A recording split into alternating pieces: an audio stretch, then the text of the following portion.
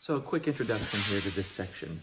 Now that we've spent some time trying to figure out or get to an understanding of what makes an argument good when we encounter an argument, let's turn a little bit more towards what we might actually encounter on an everyday basis. It's not always as easy as you might think. And in fact, as we approach the end of the semester and you prepare to be writing your own argument, you're going to want to start thinking about what it actually means to present a good argument, not just create one.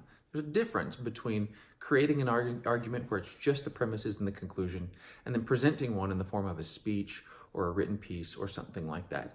So we're going to shift a little bit now and focus on being able to recognize arguments in context and also to reconstruct them. Because one thing you'll discover is that when you're doing the evaluation process, if you can go from an argument presentation, like a speech or a written article, and reconstruct it in the very clear, formal way that we've been dealing with for the past assignments, it becomes easier for you to do the evaluation and to tell whether the argument's good. In fact, sometimes just from doing the argument reconstruction, people start to recognize where the flaws of an argument are more than they did just from engaging an argument in its original presentation. And there's a lot to do with the language that confuses some things, and so we'll become more clear. It doesn't mean that language is bad, it's just what we have to deal with when we're trying to figure out if somebody's presenting an argument that's sound or cogent, some conclusion that we actually should accept, or whether we're being fooled. So for instance, I pulled this one off of the newspaper just from today. And so you can see Steve here from Springfield had submitted this to the local Springfield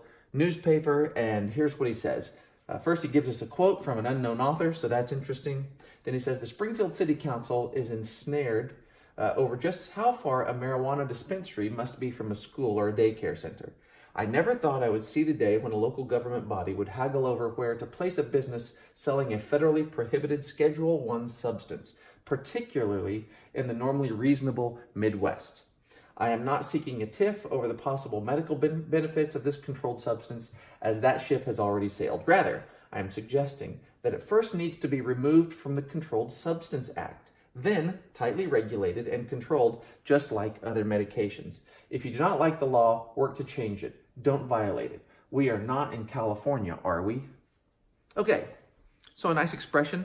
Sounds like something you might interact with, maybe even in conversation, or have read. We just did read it. But going back to the basic components of an argument and whether the components relate to one another in a way that make the argument good, can you immediately say with clarity and precision what the components of this argument are? What is Steve's conclusion? Are there premises to support the conclusion?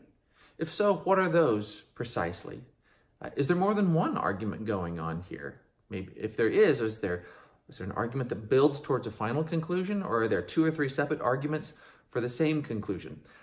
This is the type of thing that you maybe already have some answers to that, and probably if we had a chance to discuss this, like in a classroom setting, some students would come up with different answers, but that's fine. This is just the process of working through language to understand when arguments are present and then determining what they look like exactly.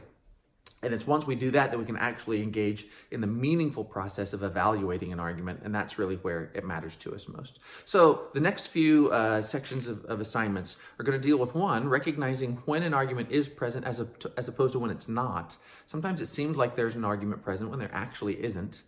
Second will be how to cleanly reconstruct an argument, which will involve eliminating stuff that doesn't matter, recognizing stuff that does, and principles to follow into putting it into a standard form that we can get used to so we can have a clear presentation of the argument for evaluation. So that's the challenge for this particular module, and so I look forward to seeing as you guys engage in both the assignments and discussion boards moving forward. Thanks.